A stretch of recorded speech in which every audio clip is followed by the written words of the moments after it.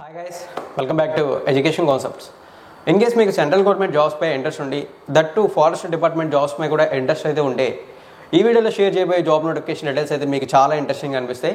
So ఇక్కడ మీరు చేయాల్సింది ఏంటంటే వీడియోని అయితే ఎక్కడ కూడా స్కిప్ చేయకుండా ఎండింగ్ వరకు చూసి జాబ్ నోటిఫికేషన్ డీటెయిల్స్ అన్ని కూడా క్లియర్లీ తెలుసుకోండి. ఇన్ కేస్ ఒకవేళ ఏమైనా డౌట్స్ ఉన్నాయనిపిస్తే ఈ నోటిఫికేషన్ పై తప్పనిసరిగా మీ డౌట్ని కామెంట్ సెక్షన్లో కామెంట్ చేసి వీలైనంత వరకు వాటిని క్లియర్ చేసుకోవచ్చు. అంతకన్నా ముందు మీరు వీడియోని పూర్తిగా చూసి వివరాలన్నీ క్లియర్గా తెలుసుకున్న తర్వాత కామెంట్ చేస్తే మీకు ఉన్న డౌట్ని క్లారిఫై అయితే చేయడానికి నాకు కాస్త బాగుంటుంది.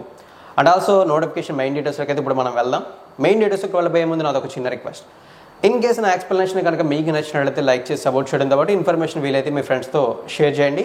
ఏమైనా డౌట్స్ ఉంటే తప్పనిసరిగా కామెంట్ సెక్షన్లో కామెంట్ చేసి డౌట్స్ని క్లారిఫై అయితే చేసుకోండి.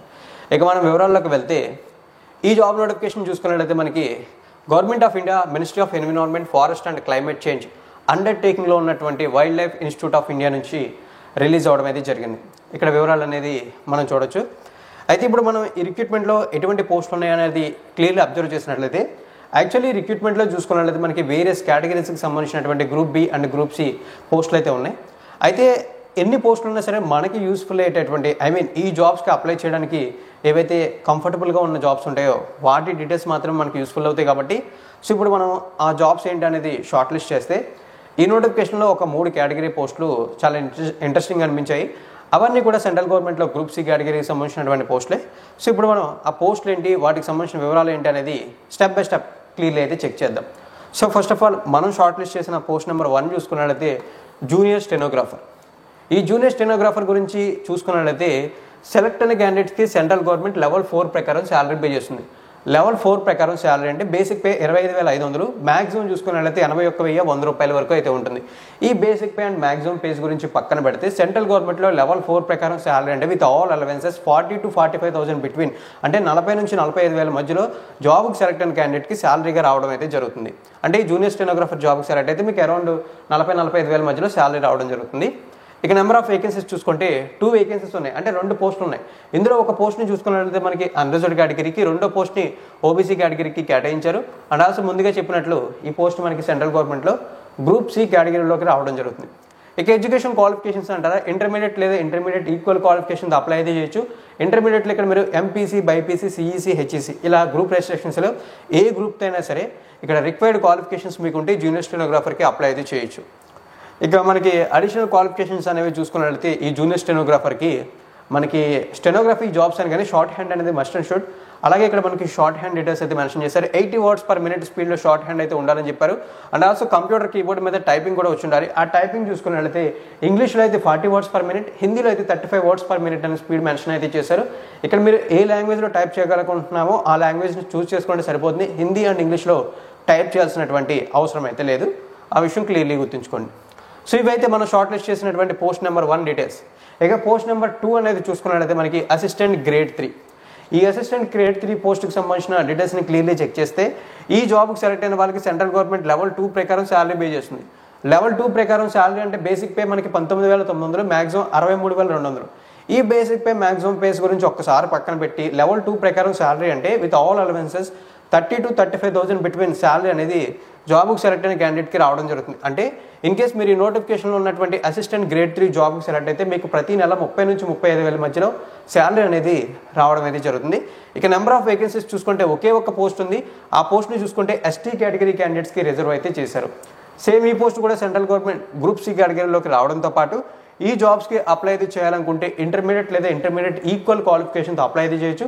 ఇక్కడ కూడా మీరు ఇంటర్మీడియట్లో ఏ గ్రూప్ అయినా పర్వాలేదు అని చెప్పేసి మెన్షన్ అయితే చేశారు. ఇక్కడ డీటెయిల్స్ క్లియర్లీ చూడొచ్చు. అండ్ ఆల్సో మీరు డిప్లొమాతో కూడా అప్లై అయితే చేయొచ్చు, ఇంటర్మీడియట్ ఈక్వల్ క్వాలిఫికేషన్ అని చెప్పేసి మెన్షన్ చేశారు కాబట్టి. అయితే ఇక్కడ మనకి టైపింగ్ అనేది వచ్చి ఉండాలని చెప్పి మెన్షన్ చేశారు. ఈ టైపింగ్ చూసుకున్నట్లయితే ఇంగ్లీష్లో అయితే 35 words per minute, హిందీలో అయితే 30 words per minute. Good luck ఏంటంటే మనకి టైపింగ్ అనేది కంప్యూటర్ కీబోర్డ్ మీద, టైప్ రైటర్ మీద అయితే కాదు. ఆ విషయం గుర్తుంచుకోండి. మీకు తెలిసిందే కదా, టైపింగ్ అనేది 2 లాంగ్వేజ్లో చేయాల్సినటువంటి అవసరం లేదు. ఇంగ్లీష్లో అయితే 35 words లేదా హిందీ అయితే 30 words per minute. ఏదో ఒక లాంగ్వేజ్ మీరు చూస్ చేసుకుని అక్కడ మెన్షన్ చేసిన స్పీడ్స్ వైజ్ మీరు టైప్ చేయాల్సి అయితే ఉంటుంది. ఇక నోటిఫికేషన్లో నేను షార్ట్ లిస్ట్ చేసినటువంటి 3వ పోస్ట్ నేమ్ చూసుకుంటే మనకి ల్యాబ్ అటెండెంట్. ఈ ల్యాబ్ అటెండెంట్కి సంబంధించి చూసుకున్నట్లయితే నోటిఫికేషన్లో మనకి మెన్షన్ చేసింది ఏంటంటే ఈ ల్యాబ్ అటెండెంట్ జాబ్కి సెలెక్ట్ అయిన వాళ్ళకి సెంట్రల్ గవర్నమెంట్ చూసుకుంటే లెవెల్ 1 ప్రకారం శాలరీ పే చేస్తుంది. లెవెల్ 1 ప్రకారం శాలరీ అంటే మనకి బేసిక్ పే 18,000, మ్యాక్సిమం చూసుకుంటే 56,900. ఈ basic pay and maximum pays గురించి ఒక్కసారి పక్కన పెట్టి లెవెల్ 1 ప్రకారం శాలరీ అంటే మనకి with all allowances 25,000 to 30,000 between salary రావడం జరుగుతుంది. అంటే ఇన్ కేస్ ఈ నోటిఫికేషన్లో ఉన్న ల్యాబ్ అటెండెంట్ జాబ్కి కనుక మీరు సెలెక్ట్ అయితే మీకు ప్రతి నెల 25,000 నుంచి 25,000 నుంచి 30,000 రూపాయల మధ్యలో శాలరీ అనేది రావడం అనేది జరుగుతుంది. ఇక నెంబర్ ఆఫ్ వేకెన్సీస్ విషయంలోకి వెళ్తే టోటల్లీ మనకి 5 వేకెన్సీస్ ఉన్నాయి, అంటే 5 పోస్టులు అయితే ఉన్నాయి. ఇందులో మనకి మెన్షన్ చేసింది ఏంటంటే అన్రిజర్వ్డ్ కేటగిరీకి సంబంధించి 3 పోస్టులు, ఓబీసీ కేటగిరీకి సంబంధించి 1 పోస్టు అండ్ ఆల్సో ఎస్టీ కేటగిరీకి సంబంధించి 1 పోస్ట్ అని చెప్పేసి మెన్షన్ చేసినటువంటి 5 పోస్టులని ఈ విధంగా community wise reservation wise divide అయితే చేశారు. ఇక్కడ వివరాలు చూడొచ్చు. సేమ్ ఈ జాబ్ కూడా మనకి సెంట్రల్ గవర్నమెంట్ గ్రూప్ సి కేటగిరీలోకి రావడం అయితే జరుగుతుందని చెప్పి మెన్షన్ చేశారు. ఇక ఎడ్యుకేషన్ క్వాలిఫికేషన్స్ అనేవి చూసుకున్నట్లయితే మనం హయ్యర్ సెకండరీ క్వాలిఫికేషన్తో అప్లై చేయొచ్చు, విత్ 60% ఆఫ్ మార్క్స్ ఉండాలి అండ్ ఆల్సో సైన్స్ బ్యాక్ డ్రాప్లోనే ఉండాలని చెప్పి మెన్షన్ అయితే చేశారు. ఇక్కడ హయ్యర్ సెకండరీ అంటేనే మనకి ఇంటర్మీడియట్ అనే అర్థమవుతుంది, అంటే ఈ జాబ్స్కి ఇంటర్మీడియట్ క్వాలిఫికేషన్తో అప్లై చేయొచ్చు. అయితే ఇంటర్మీడియట్లో మీకు 60% ఆఫ్ మార్క్స్ వచ్చడంతో పాటు సైన్స్ బ్యాక్ డ్రాప్ వాళ్ళే అప్లై అయితే చేయాలన్నారు. I mean MPC or BiPC స్టూడెంట్స్కి మాత్రమే ఈ ల్యాబ్ అటెండెంట్ జాబ్కి అప్లై అయితే చేయడానికి అవకాశం అయితే ఉంది. ఆ విషయం అయితే ఇక్కడ మీరు క్లియర్లీ అయితే గుర్తుంచుకోండి. Only MPC and BiPC students ఎవరైతే ఉంటారో వాళ్ళకి మాత్రమే ఈ జాబ్స్కి అప్లై అయితే చేయడానికి అవకాశం అయితే ఉంది, క్లియర్లీ గుర్తుంచుకోండి. లేదు మీరు 10th క్లాస్ క్వాలిఫికేషన్తో కూడా అప్లై అయితే చేయాలనుకుంటే 10th క్లాస్ క్వాలిఫికేషన్తోనే అప్లై చేయొచ్చు. 10th క్లాస్లో 60% ఆఫ్ మార్క్స్ ఉండడంతో పాటు మనకి ఒక ల్యాబ్ టెక్నాలజీకి సంబంధించినటువంటి 2 years డిప్లొమా కోర్స్ అనేది కంప్లీట్ చేసిన వాళ్ళు కూడా అప్లై అయితే చేసుకోవచ్చు అని చెప్పి మెన్షన్ చేశారు. ఇక్కడ వివరాలు అనేది క్లియర్లీ చూడొచ్చు. ఇక్కడ మొత్తం మనకి నోటిఫికేషన్ డీటెయిల్స్ క్లియర్లీ కనబడుతున్నాయి. ఇన్ కేస్ ఏమైనా డౌట్స్ ఉంటే కామెంట్ సెక్షన్లో కామెంట్ చేయొచ్చు. అయితే ఇక్కడ మనకి మెన్షన్ చేసినటువంటి కొన్ని అడిషనల్ డీటెయిల్స్ అనేవి చూసుకున్నట్లయితే ఈ జాబ్స్కి సంబంధించి ఏజ్ లిమిట్స్ అనేవి చూసుకున్నట్లయితే ఈ నోటిఫికేషన్లో ఏ పోస్ట్కైనా ఐ మీన్ మనం చెక్ చేసినటువంటి గ్రూప్ సి కేటగిరీకి సంబంధించిన జూనియర్ స్టెనోగ్రాఫర్ కానీ, అసిస్టెంట్ గ్రేడ్ 3 కానీ, లేదా ల్యాబ్ అటెండెంట్కి కానీ ఈ 3 పోస్టులో ఏ పోస్ట్కి అప్లై అయితే చేయాలన్నా సరే మీ ఏజ్ చూసుకుంటే మినిమం 18 years అయితే ఉండాలని చెప్పారు. ఇక్కడ చూడండి మనకి junior stenographer, assistant grade 3, lab attendant ఇక్కడ మినిమం 18 years అని చెప్పేసి క్లియర్లీ మెన్షన్ చేశారు. అయితే నోటిఫికేషన్లో మెన్షన్ చేసినటువంటి junior stenographer and assistant grade 3 చూసుకుంటే మాక్సిమం 27 years వరకు అప్లై చేయొచ్చు. బట్ ల్యాబ్ అటెండెంట్ జాబ్కి మాక్సిమం 28 years వరకు అప్లై అయితే చేయొచ్చు. అండ్ ఆల్సో ఇవన్నీ కూడా సెంట్రల్ గవర్నమెంట్ జాబ్స్ కాబట్టి గవర్నమెంట్ ఆఫ్ ఇండియా నార్మ్స్ ప్రకారం reserved communities like SC, ST, OBC క్యాండిడేట్స్కి ఏజ్ రిలాక్సేషన్స్ అప్లికేబుల్ అవుతాయి. ఆ విధంగా చూసుకున్నట్లయితే ఓబీసీ క్యాండిడేట్స్కి 3 years age relaxation, SC, ST క్యాండిడేట్స్కి 5 years ఏజ్ రిలాక్సేషన్ అనేది ఉండడం అయితే జరుగుతుంది. ఇన్ కేసు వాళ్ళకి రిజర్వ్ చేసిన పోస్ట్ అనేవి నోటిఫికేషన్లో అవైలబుల్గా అయితే ఉంటాయి. ఆ విషయం ఇక్కడ మీరు క్లియర్లీ అయితే గుర్తుంచుకోండి. అండ్ ఆల్సో ఈ జాబ్స్కి సంబంధించిన అప్లై ప్రాసెస్ ఏదైతే ఉందో ఇది కంప్లీట్లీ ఆఫ్లైన్లోనే ఉంటుంది. సో అప్లికేషన్ ఫామ్ని డౌన్లోడ్ అయితే చేసి దాన్ని కంప్లీట్లీ రిక్వైర్డ్ డీటెయిల్స్ ఏవైతే ఉంటాయో అవన్నీ ఫిల్ చేసి మన యాడ్ చేసినటువంటి డాక్యుమెంట్స్ అన్ని కూడా యాడ్ చేసి మనం ఇక్కడ నోటిఫికేషన్లో మెన్షన్ చేసిన అడ్రస్కి పంపించాల్సి ఉంటుంది. లాస్ట్ డేట్ అయితే ఉంటుందో ఆ డేట్ కల్లా అప్లికేషన్ అనేది అక్కడికి రీచ్ అవ్వాల్సి అయితే ఉంటుంది. అప్లై చేయడానికి అది లాస్ట్ డేట్ అయితే కాదు. ఆఫ్లైన్ విషయంలో ఆ విషయం గుర్తుంచుకోండి. ఇక మనం అప్లికేషన్ని కంప్లీట్లీ ఫిల్ చేసి రిజిస్టర్ పోస్ట్ కానీ స్పీడ్ పోస్ట్ కానీ చేయాల్సి అయితే ఉంటుంది. మనం పోస్ట్ చేయాల్సినటువంటి అడ్రస్ అనేది డిస్క్రిప్షన్లో నేను అయితే పిన్ చేస్తాను. అండ్ ఆల్సో ఇక్కడ నోటిఫికేషన్లో చెప్తాను చూడండి. The registrar wild life institute of India, Chandrabani, Dehradun 248001 Uttarakhand. ఈ అడ్రస్కి మన అప్లికేషన్ని సెండ్ చేయాల్సి అయితే ఉంటుంది ఫిల్ అయితే చేసి. అండ్ ఆల్సో అప్లికేషన్ సెండ్ చేయడానికి అక్కడికి రీచ్ అవ్వడానికి లాస్ట్ డేట్ చూసుకుంటే January 6, 2025 అనేది లాస్ట్ డేట్గా మెన్షన్ అయితే చేశారు. ఇక్కడ డీటెయిల్స్ అనేవి క్లియర్లీ అయితే చూసుకోవచ్చు. ఇన్ కేసు ఏమైనా డౌట్స్ ఉంటే మీరు ఆ డౌట్స్ని కామెంట్ సెక్షన్లో కూడా కామెంట్ చేయొచ్చు. అయితే అప్లై అయితే చేసేటప్పుడు మనం అప్లికేషన్ ఫీజు కూడా పే చేయాల్సి అయితే ఉంటుంది. ఆఫ్లైన్ అప్లై ప్రాసెస్ అంటే అప్లికేషన్ ఫీజు తెలిసిందే కదా, మనం డీడీ రూపంలో అంటే డిమాండ్ డ్రాఫ్ట్ రూపంలో పే చేయాలి. ఇక్కడ చూడండి, ఈ non refundable application fee 700 rupees required to be deposited by the candidates through the demand draft drawn by the favor of the Director Wildlife Institute of India, Dehradun. అంటే మనం application ఫీజుని apply చేసినప్పుడు 700 rupees pay చేయాలి. ఇది non refundable అంటే తిరిగి రాదని చెప్పేసి మెన్షన్ అయితే చేయడంతో పాటు మనకి 700 rupeesని డీడీ రూపంలో పే చేయాలి. అయితే డీడీ చూసుకుంటే the director wild life institute of India, Dehradun ఈ పేరు మీద తీయాల్సి అయితే ఉంటుందని చెప్పి మెన్షన్ అయితే చేశారు. అయితే ఈ అప్లికేషన్ ఫీజుని చూసుకుంటే general, OBC and economically weaker section candidates అయితే పే చేయాల్సి అయితే ఉంటుందని చెప్పి మెన్షన్ చేశారు. Remaining category candidates like SC, ST, person with bench mark disability, women candidates. Women candidates అయితే ఏ కమ్యూనిటీ అయినా సరే ఎటువంటి అప్లికేషన్ ఫీజు పే చేయకుండా ఇంట్రెస్ట్ ఉంటే ఈ జాబ్స్కి అప్లై అయితే చేయొచ్చు అని చెప్పేసి క్లియర్లీ మెన్షన్ అయితే చేశారు. ఇక్కడ వివరాలన్నీ కూడా క్లియర్గా అయితే చూడొచ్చు. ఇన్ కేస్ మీకు ఏమైనా డౌట్స్ ఉన్నాయనిపిస్తే కామెంట్ సెక్షన్లో కామెంట్ అయితే చేసుకోవచ్చు.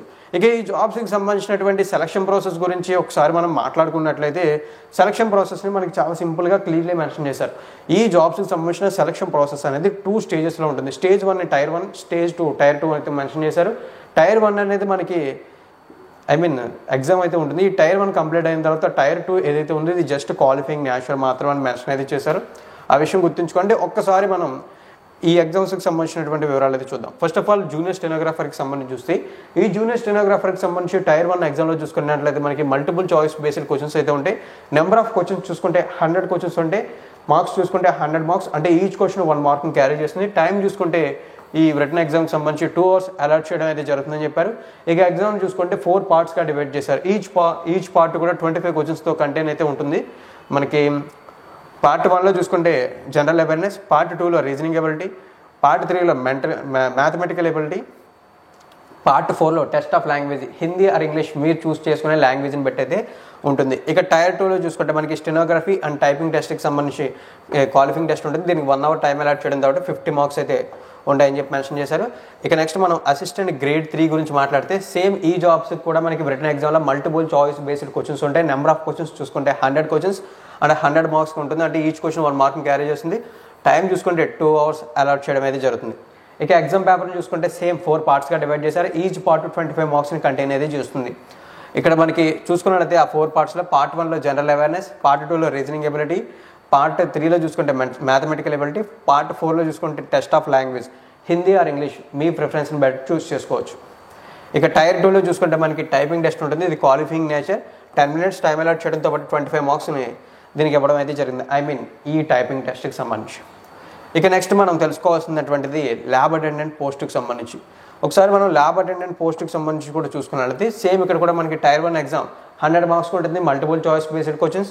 సేమ్ టైం చూసుకుంటే 200 మార్క్స్ 2 hours టైం అలాట్ చేస్తారు.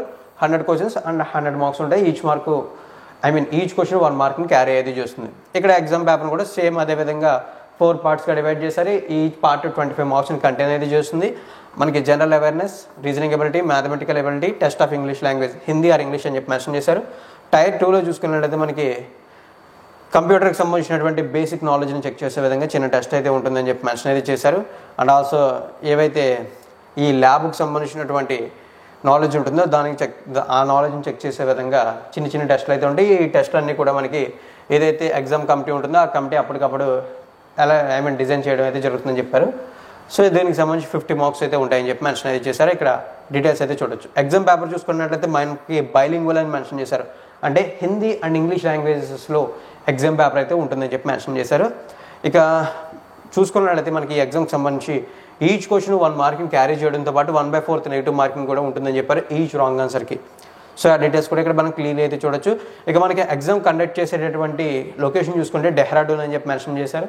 మన ఎగ్జామ్కి సంబంధించినటువంటి హాల్ టికెట్స్ ఏవైతే ఉంటాయో అవి అఫీషియల్ వెబ్సైట్లో చెక్ చేసుకోవాల్సి అయితే ఉంటుంది. అండ్ ఆల్సో అప్లికేషన్ ఫామ్ కూడా ఇక్కడ మనకి చూడండి ప్రొఫార్మా ఫర్ అప్లికేషన్ అని చెప్పి మెన్షన్ చేశారు. ఇక్కడ మనకి అప్లికేషన్ విధానం అంతా కూడా చాలా సింపుల్గా ఉంది. ఫస్ట్ ఆఫ్ ఆల్ ఇక్కడ మనం అడ్వర్టైజ్మెంట్ నెంబర్, ఏ పోస్ట్కి అప్లై చేయాలనుకుంటున్నా, ల్యాబ్ అటెండెంట్ అయితే ల్యాబ్ అటెండెంట్, జూనియర్ స్టెనోగ్రాఫర్ అయితే జూనియర్ స్టెనోగ్రాఫర్, అసిస్టెంట్ గ్రేడ్ 3 అయితే అసిస్టెంట్ గ్రేడ్ 3. మీరు ఏ పోస్ట్కి అప్లై చేయాలనుకుంటున్నారో ఆ పోస్ట్ నేమ్ రాయాలి. తర్వాత in case general, OBC or economically weaker section అయితే అప్లికేషన్ ఫీజు పే చేయాలి కదా, ఆ ఫీ డీటెయిల్స్ పే చేయాలి. లేదు మీరు రిజర్వ్డ్ కమ్యూనిటీ అయితే అప్లికేషన్ ఫీజు డీటెయిల్స్లో రిజర్వ్డ్ కమ్యూనిటీ ఫీజు ఎగ్జంప్షన్ అని చెప్పేసి రాస్తే సరిపోతుంది. మీరు ఏ కేటగిరీ అయితే కేటగిరీ, అన్రిజర్వ్డ్ అయితే అన్రిజర్వ్డ్ మీద టిక్ చేయండి, లేదా ఎస్టీ అయితే ఎస్టీ, ఓబీసీ అయితే ఓబీసీ మీద టిక్ చేయొచ్చు. రిమైనింగ్ కాలమ్స్ అన్నీ కూడా ఎంటీగానే ఉంటాయి. తర్వాత రీసెంట్ పాస్పోర్ట్ సైజ్ ఫోటోని అటాచ్ అయితే చేయాల్సి అయితే ఉంటుంది. దెన్ నెక్స్ట్ చూసుకున్నట్లయితే మీరు ఏ కేటగిరీ పోస్టులకు అప్లై అయితే చేయాలనుకుంటున్నారని చెప్పేసి సెలెక్ట్ చేసుకోవాలి. In case SC ST candidates వాళ్ళకి రిజర్వ్ చేసిన పోస్టులు లేవనుకుంటే వాళ్ళ అన్రిజర్వ్డ్ కేటగిరీ పోస్టులకు అప్లై అయితే చేయొచ్చు, ఓపెన్ కేటగిరీలో. సో ఆ విధంగా అక్కడ సెలెక్ట్ చేసుకోవాల్సి ఉంటుంది. తర్వాత మీ నేమ్ రాయాల్సి అయితే ఉంటుంది. First name, middle name, last name అనేది రాయాల్సి అయితే ఉంటుంది. తర్వాత ఫాదర్ నేమ్ అయితే ఫాదర్ నేమ్, హస్బెండ్ నేమ్ అయితే హస్బెండ్ నేమ్, మ్యారీడ్ ఉమెన్స్ ఎవరైనా ఉంటే వాళ్ళు హస్బెండ్ నేమ్ని రాయొచ్చు. తర్వాత permanent address, nearest railway station ఏదైతే ఉంటుందో ఆ నియరెస్ట్ రైల్వే స్టేషన్కి సంబంధించినటువంటి అడ్రస్, డేట్ ఆఫ్ బర్త్, తర్వాత ఏ ఇయర్లో పుట్టారు, ఏ మంత్లో పుట్టారు, ఏ డేట్లో పుట్టారు, ఈ డీటెయిల్స్ అన్నీ కూడా ఇక్కడ రాయాల్సి అయితే ఉంటుంది. తర్వాత రిమైనింగ్ ఎడ్యుకేషన్ క్వాలిఫికేషన్ సంబంధించి ఏ ఇయర్లో పాస్అవుట్ అయ్యారు, ఏ బోర్డు నుంచి పాస్అవుట్ అయ్యారు, state of Andhra Pradesh, state of Telangana, ఇలా ఏ బోర్డు నుంచి పాస్అవుట్ అయ్యారు, తర్వాత సబ్జెక్ట్స్ ఏంటి, ఎంత పర్సెంటేజ్ ఆఫ్ మార్క్స్ వచ్చాయి, డీటెయిల్స్ అన్నీ కూడా ఫిల్ చేసి సబ్మిట్ చేస్తే అప్లికేషన్ ప్రాసెస్ అయితే కంప్లీట్ అయిపోతుంది. సో ఓవరాల్లీ రీసెంట్గా సెంట్రల్ ఫారెస్ట్ డిపార్ట్మెంట్కి రిలీజ్ అయినటువంటి ఈ wild life institute of India recruitment details అయితే ఇవి. ఇన్ కేస్ ఈ జాబ్స్పై ఇంట్రెస్ట్ ఉంటే మీకు లింక్స్ అన్నీ కూడా ఈ నోటిఫికేషన్ సంబంధించిన డీటెయిల్స్ చెక్ చేయడానికి కానీ, అప్లికేషన్ ఫామ్ డౌన్లోడ్ చేసి అప్లై అయితే చేయడం కానీ అన్నీ కూడా డిస్క్రిప్షన్లో అవైలబుల్గా ఉంటాయి. ఏమైనా డౌట్స్ ఉంటే కామెంట్ సెక్షన్లో కామెంట్ చేయొచ్చు. అండ్ ఆల్సో నా ఎక్స్ప్లెనేషన్ నచ్చినట్లయితే లైక్ చేసి సపోర్ట్ చేయడంతో పాటు వీలైతే ఇన్ఫర్మేషన్ని మీ ఫ్రెండ్స్తో షేర్ చేయడానికి ప్రయత్నించండి. థ్యాంక్ యూ ఫ్రెండ్స్, వీడియోని ఎండింగ్ వరకు వాచ్ చేసినందుకు.